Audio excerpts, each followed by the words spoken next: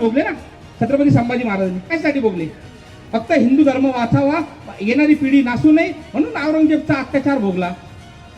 तसंच आपण सर्वांनी सुद्धा आपल्या मुलांना पहिले तर जर या कार्यात काम करत असतील तर आपल्या महिलांना सर्वांना पहिले मी विनंती करतो, जे वयस्कर असतील आपले मुलं त्याच्यात काम करत असेल तर त्यांना दाखवू नका. जर शेजारच्या घरात अधर्मी येऊन कोणी आपल्या लोकांना मारत असेल, तुमचा दरवाजा बंद नका करू, दरवाजा उघडून म्हणायचं त्याची मदत कर, हा तुझा धर्म भाऊ आहे, हा हिंदू धर्माचा माणूस आहे, याच्यावर संकट आला उद्या आपल्या घरावर येईल. तसं आपण एकत्र राहायला पाहिजे. आपले हेवे दावे छोटे मोठे आयुष्यभर चालणार आहे, हे काही संपणार नाही, हे आयुष्यभर चालणार आहे. पण जिथं धर्मावर आलं तिथं आपण एकत्र आलंच पाहिजे. आणि बाहेरचा माणूसून आमच्या इथं रेखीकरण, उद्या काही इथं मोठी घटना घडली, यांचे तुमच्याकडे प्रशासनाकडे कुठलेही कागदपत्र नाही, एखाद्या लहान पोरीवर यांनी बलात्कार केला गेले पळून, तर कुणाला शोधत बसायचं आम्ही? इथं आलेल्या प्रत्येक माणसांचा, बाहेरून आलेल्या बाहेर राज्याच्या माणसांचा पोलीस स्टेशनला कागदपत्र पाहिजे. इथं किती दिवस राहणार आहे याची माहिती पोलीस स्टेशनला पाहिजे. 2 कोटी बांगलादेशी आपल्या महाराष्ट्रात घुसलेले, यांचं माज आम्ही सहन करायचं कदापि सहन करणार नाही. जर आज जो काय आम्ही निवेदन देऊ आणि प्रशासनाने जर ते काढलं नाही तर लक्षात ठेवा पुढच्या वेळेस याच्या मोठ्या संख्येने, आज फक्त आम्ही या गावात या अंबिकानगरचे लोक बोलवले, पुढच्या वेळेस जिल्ह्यातले लोक येऊन ते काढून टाकू याची प्रशासनाने काळजी घेतली पाहिजे. अरे कुठलंही कागदपत्र नसता, कुठलीही परवानगी नसता जर असे मस्जिदी उभारतील आणि त्याच्यावर भोंगे लावून हिंदूंना त्रास देतील, आणि हा ज्यांचा धर्म आहे, पहिले हिंदूंना त्रास द्यायचा, गायचे मटण गायचे त्यांच्या घरासमोर हाडकं फेकायचे आणि हिंदूंनी घरं सोडून जायचे, हा यांचा जिहादचा प्रकार आहे हा. आणि हा इथं चालू आहे का? तुम्ही जागृत आहे म्हणून ठीक आहे, आमच्या इथं बघा काही काही ठिकाण असे आहेत, वार्ड नंबर 2 जर बघितलं, पहिले हिंदूंची संख्या जास्त होती, मागासवर्गीय लोक सर्वात जास्त तिथं राहायला होते.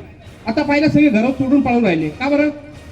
हिंदू धर्माला मानणारे लोक आहे, घरासमोर हाडकं आले का धर्मभ्रष्ट झाल्यासारखं वाटतं, निघून जातात आणि 5 वेळे हे भोगतात.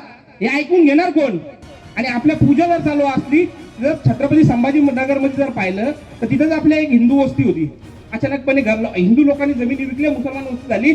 हनुमान चालीसा चालू असताना त्याच्यामध्ये जाऊन विरोध केला. हनुमान चालीसा काय रोज करत नाही हिंदू, आठवड्यातून एकदा करतो शनिवारी, ते सुद्धा त्यांना सहन होत नाही. मग रोज हे 5 वेळा भुकणारे भोंगे आम्ही का बरं सहन करायचे?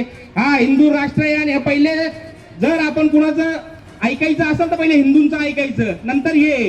आणि त्याच्यात पण हे आलेले इथले नाहीये, आणि जे स्वतःला इथं येऊन हिंदूंवर जर कब्जा करायचा प्रयत्न करत असेल तर ती वेळ गेली. आता हा गांधीचा जमाना नाही, हा स्वतंत्रवीर सावरकरांचा आणि नथुराम गोडसेचा जमाना चालू झालेला आहे. आम्ही गांधीला नाही तर आम्ही गोडसेला मानणारे लोक आहेत. आणि जो कोणी धर्माच्या सोबत उभा राहील, जो कोणी क्रांतिकारक असेल, जो धर्माबद्दल बोलत असेल, आम्ही त्याच्या सोबत उभे. आम्हाला सर्व धर्म समोरचं घेणं देणं नाही, आम्ही फक्त हिंदू आहेत. आणि आपण सर्वांनी लक्षात घेतलं पाहिजे का आपण काम करत असताना आपली जात कोणती हे विसरून जायचं. हे मातंग समाज, हा महार समाज, हा वाल्मिकी समाज, हा मराठा समाज, हा वंजारी समाज, हे सगळं डोक्यातून काढायचं. आम्ही फक्त हिंदू आहोत आणि जोपर्यंत तुम्ही हिंदू आहे तोपर्यंत जिवंत आहे. आणि जेव्हा जेव्हा तुम्ही जातीचे अभिमान बाळगायला लागले तर बांगलादेश सारखी तुमच्यावर परिस्थिती येणार नाही, या विचार करू नका.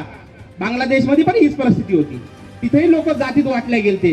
आणि तुमच्या इथले जसे काही काही सेक्युलर आहेत ना, आतून काड्या करतात, तुम्हाला म्हणतात तोडा, आणि तसं प्रशासनाला फोन करतात, तसे तिथं पण होते. पण निवेदन द्यायला जायची तर यांना धमकी दिली जायची का तुम्ही जर आले तर तुमच्यावर गुन्हे दाखल करू. अनेक पोरांना त्यावेळेस नोटीस दिल्या गेल्या, अनेक पोरांना त्यावेळेस नोटीस दिल्या का जर अशा इनलिगल मस्जिदी बनत असतील आणि तुम्ही जर आवाज उठवला तर तुमच्यावर गुन्हे दाखल करू.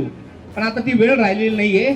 आता आमच्या महाराष्ट्रातला प्रत्येक हिंदू हा जागृत झालेला आहे. एकदा निवेदन देऊन जर ऐकलं नाही तर ते घुसून तोडायची ताकद पण आमच्यात आहे. आणि उदाहरण म्हणून आपल्या सर्वांना माहिती आहे, सगळ्यांना भैया इथंच आहे, सिद्धटेक सगळ्यांना माहिती आहे ना, विशालगड सगळ्यांना माहिती आहे ना, तिथे अशी निवेदन दिले होते आणि सांगितलं काढा, नाही काढले तोडले आम्ही. तसंच भैया आता महत्वाचा प्रश्न असा आहे, आपले दैवत छत्रपती शिवाजी महाराजांचा जन्म जिथं झाला त्यांच्या मार्गदर्शन खाली, तसं मी मागच्या बाईटमध्ये सांगितलं होतं का इथं एक अनधिकृत मस्जिद आहे.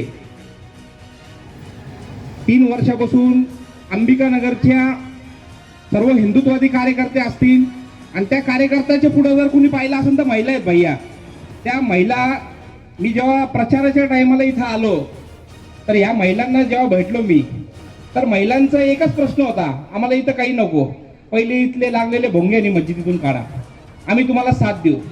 त्याचप्रमाणे त्या महिलांनी मला 100% मतदान भैया इथून मला केलं अंबिकानगरच्या.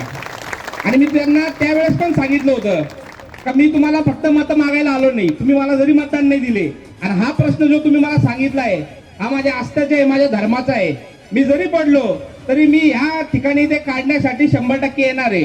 आज मी तर आलो आणि आपल्या देवाची करणी बघा, आपल्यासोबत आमदार पण आलेत. जरी मी आज असं आमदार झालो, आपल्यासोबत एक आमदार इथं बसलेले. त्याबद्दल संग्राम भैयाचा पहिले तर आम्ही मनापासून आभार मानतो. काही एवढ्या बिझी शेड्यूल मध्ये त्यांचं अधिवेशन चालू होतं, ते काल खास आपल्या सभेसाठी तिथून निघून आलेत, आपल्याला वेळ दिला. आणि खास करून इथल्या महिलांचं मी खूप मनापासून आभार मानन. आमच्या राहुरीमध्ये माग एक धर्मसभा झाली, तर त्यावेळेस इथल्या महिलांनी हिंदू धर्मासाठी लढायचं कसं ते दाखवलं होतं. त्यावेळेस जेव्हा सभा चालू झाली, सभा चालू व्हायच्या 1 तास आधी जोरात पाऊस चालू झाला. पाऊस चालू झाला असताना त्या रस्त्याला जिथं ती सभा होती त्या ठिकाणी खाली पूर्णपणे चिखल होतं. तर राणे साहेबाला यायला थोडा उशीर झाला.